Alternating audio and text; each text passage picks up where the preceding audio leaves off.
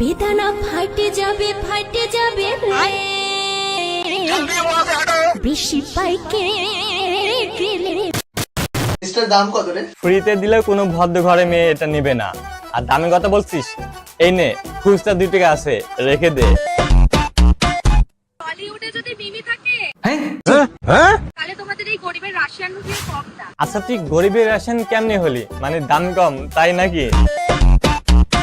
তো hey guys, কি অবস্থা সবার? সবাই কেমন আছেন? আশা করি সবাই অনেক ভালো আছেন। তো চলে আসলে আবারও ব্র্যান্ড নিউ ভিডিও নিয়ে। তো বাচ্চারা দৌড়ে থাকো এবং ভিডিওটা শুরু করা যাক।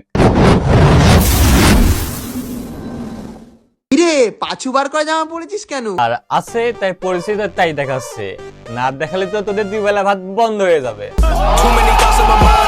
আরে এটাই তো স্টাইল। ওই স্টাইল তোমার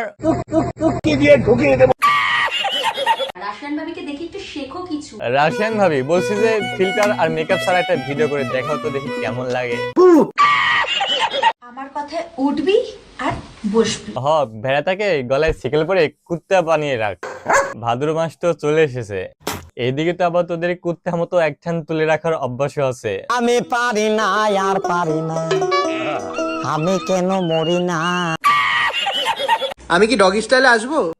কুত্তাতে তুই চলে আয়।